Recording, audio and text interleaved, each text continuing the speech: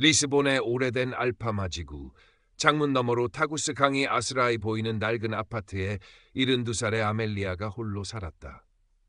남편이 세상을 떠난 지 5년, 시간은 더디게 흘렀고 그녀의 일상은 조용하다 못해 적막했다.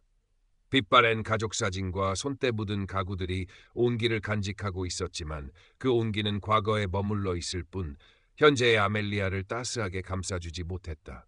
자식들은 각자의 삶으로 바빴고 가끔 손녀 클라라가 찾아와 적적함을 달래주는 것이 유일한 낙이었다. 20 후반의 대학원생인 클라라는 똑똑하고 다정했다. 할머니의 깊은 외로움을 안타깝게 여긴 클라라는 어느 날 반짝이는 새 태블릿 PC를 선물했다. 할머니, 이걸로 세상 구경도 하시고 친구도 만드실 수 있어요. 아멜리아는 복잡한 기계가 낯설었지만 손녀의 성의를 생각해 천천히 사용법을 익혔다. 작은 화면 속에서 펼쳐지는 새로운 세상은 신기했고 가끔씩 올라오는 오래전 친구들의 소식은 반가웠다. 그러나 그뿐이었다. 아멜리아의 마음 한구석은 여전히 텅 비어 있었다. 그러던 어느 날 히카르두 알메이다라는 이름의 남자로부터 메시지가 도착했다. 자신을 포르투갈계 브라질 사업가라고 소개한 그의 프로필 사진은 중후하고 매력적인 50살 전후의 남성이었다. 부드러운 미소와 지적인 눈빛. 아멜리아는 잠시 망설였지만 예의상 짧은 답장을 보냈다. 그것이 모든 일의 시작이었다. 히카르두는 매일같이 아멜리아에게 다정한 메시지를 보내왔다. 그는 유머러스했고 아멜리아의 소소한 일상 이야기에 귀 기울였으며 그녀의 외로움을 정확히 짚어내 위로했다. 아멜리아, 당신의 글에서 깊은 슬픔과 아름다운 영혼이 느껴져요. 마치 파도 음악처럼. 그의 말은 메마른 아멜리아의 마음에 단비처럼 스며들었다. 아멜리아는 수십 년 만에 처음으로 가슴이 뛰는 것을 느꼈다. 히카르두와의 대화는 낡은 아파트의 적막을 깨고 그녀의 삶에 생기를 불어넣었다. 당신을 알게 된 건 내 삶의 가장 큰 축복이에요, 아멜리아. 언젠가 리스본으로 가서 당신과 함께 타구스 강변을 거닐고 싶군요. 히카르두는 사랑을 고백했고 함께할 미래를 속삭였다. 아멜리아는 꿈을 꾸는 것 같았다. 그녀는 히카르두가 보내오는 시 구절을 읽고 또 읽으며 밤을 지새웠고 그의 프로필 사진을 보며 젊은 날의 설렘을 느꼈다. 행복은 오래가지 않았다. 어느 날 히카르두는 갑작스러운 사업상의 위기를 털어놓았다. 브라질에 있는 그의 공장에 문제가 생겨 급히 자금이 필요하다는 것이었다. 아멜리아, 정말 미안하지만 혹시 아주 약간의 도움을 줄 수 있을까요? 정말 소액이에요. 문제가 해결되는 대로 바로 갚겠습니다. 당신에게 이런 부탁을 하게 되어 마음이 아프지만 지금 기댈 곳은 당신밖에 없어요. 아멜리아는 망설였다. 평생 누구에게 돈을 빌려준 적도 없었다. 하지만 히카르두의 절박한 목소리와 당신밖에 없다는 말이 그녀의 마음을 흔들었다. 그녀는 결국 아껴두었던 비상금 중 일부를 히카르두가 알려준 계좌로 송금했다. 고마워요, 아멜리아. 당신은 내 천사예요. 히카르두의 감사 메시지에 아멜리아는 가슴 한구석이 아리면서도 그에게 도움이 되었다는 사실에 작은 기쁨을 느꼈다. 그 후로 히카르두의 금전 요구는 점점 잦아졌다. 어린 딸의 희귀병 치료비, 갑작스러운 사고 처리 비용, 세관 문제 해결을 위한 자금 등 이유는 다양했다. 처음에는 소액이었던 금액은 점점 커져갔다. 아멜리아는 남편이 남긴 얼마 안 되는 예금과 연금까지 손을 대기 시작했다. 히카르두와의 관계를 위해 식비를 줄이고 꼭 필요한 지출 외에는 모든 것을 아꼈다. 그녀의 얼굴에는 수심이 드리워졌고 돈 문제에 예민해졌다. 클라라는 할머니의 변화를 가장 먼저 감지했다. 예전보다 훨씬 자주 태블릿을 들여다보고 누군가와 비밀스러운 메시지를 주고받는 듯했다. 가끔 돈 이야기를 꺼내면 할머니는 예민하게 반응하거나 화제를 돌렸다. 할머니, 요즘 무슨 일 있으세요? 안색이 안 좋으세요? 클라라의 걱정스러운 물음에 아멜리아는 아무 일도 없다며 애써 웃어 보였지만 그늘진 표정은 숨길 수 없었다. 클라라는 히카르두라는 존재에 대해 어렴풋이 알게 되었고 알 수 없는 불안감에 휩싸였다. 어느 주말 클라라는 할머니 댁을 찾았다. 아멜리아는 평소와 달리 초조해 보였고 클라라가 자리를 비운 사이 몰래 태블릿으로 무언가를 확인하는 듯했다. 클라라는 더 이상 참을 수 없었다. 할머니, 솔직히 말씀해 주세요. 히카르도라는 사람 누구예요? 할머니께 돈이라도 요구하는 건 아니죠? 아멜리아는 당황하며 버럭 화를 냈다. 내가 뭘 안다고 함부로 말하니? 그 사람은 좋은 사람이야. 나를 진심으로 이해해주고 사랑해주는 사람이라고. 할머니의 완강한 태도에 클라라는 할 말을 잃었다.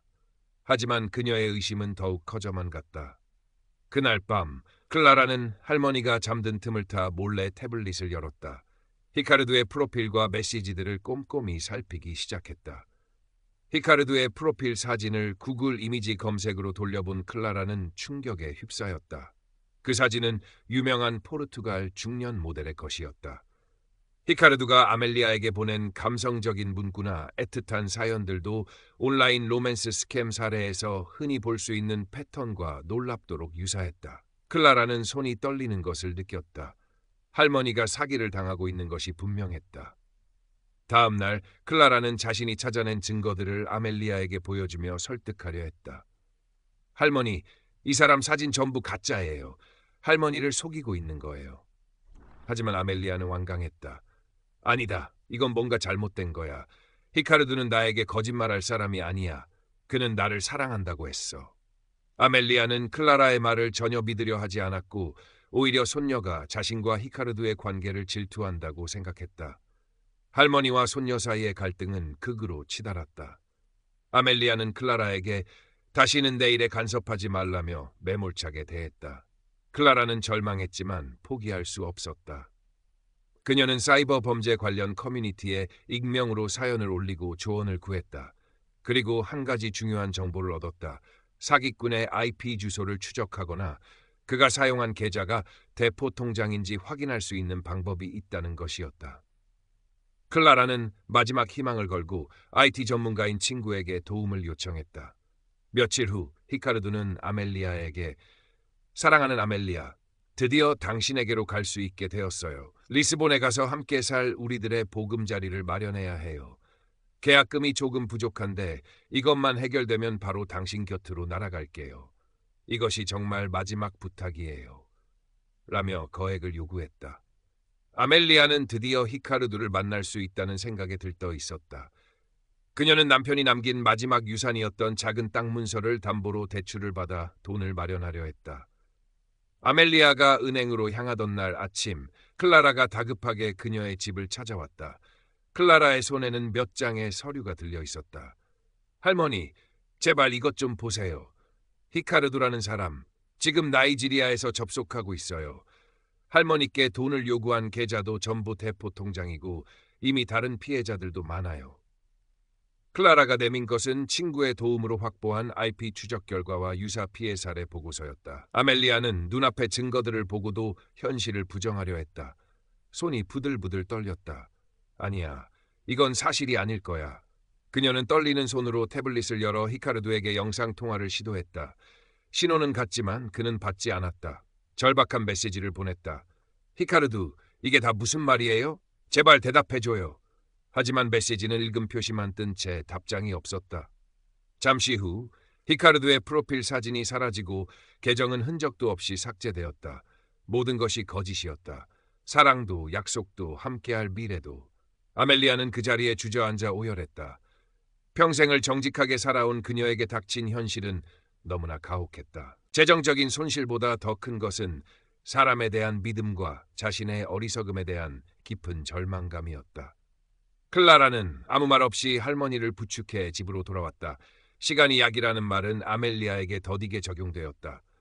그녀는 며칠 밤낮을 식음을 전폐하고 눈물로 지새웠다. 텅 빈 태블릿 화면은 그녀의 공허한 마음을 비추는 거울 같았다. 클라라는 묵묵히 할머니 곁을 지켰다. 따뜻한 수프를 끓여주고 조용히 손을 잡아주었다. 원망도 질책도 하지 않았다. 그저 할머니가 스스로 일어설 수 있도록 기다려주었다. 어느 맑은 아침 아멜리아는 평소보다 일찍 잠에서 깼다. 창밖으로 눈부신 햇살이 쏟아져 들어왔고 타구스 강은 은빛으로 반짝였다. 그녀는 천천히 침대에서 일어나 창가로 다가갔다. 텅 빈 태블릿 화면 대신 살아 숨쉬는 리스본의 풍경이 그녀의 눈에 들어왔다.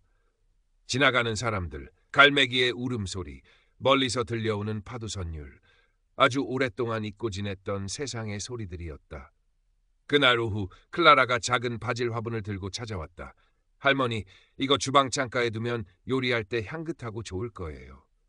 아멜리아는 말없이 화분을 받아들였다. 클라라와 함께 바질 화분에 물을 주며 아주 오랜만에 짧은 대화를 나누었다. 할머니, 이 바질 향이 참 좋죠? 아멜리아는 희미하게 고개를 끄덕였다. 그러네. 그녀의 목소리는 여전히 잠겨 있었지만 그 속에는 아주 작은 온기가 느껴졌다. 상처는 쉽게 아물지 않을 것이다. 히카르도라는 이름은 평생 그녀의 가슴에 깊은 흉터로 남을 것이다. 하지만 아멜리아는 더 이상 텅 빈 화면 속에 자신을 가두지 않을 것이다. 그녀는 창밖의 세상을 그리고 곁을 지켜주는 손녀의 따뜻한 손길을 천천히 다시 느끼기 시작했다. 알파마 지구의 낡은 아파트 창가에는 여전히 햇살이 스며들었고 아멜리아의 시간은 아주 조금씩 다시 흐르기 시작했다. 그녀의 눈가에 맺힌 것은 더 이상 절망의 눈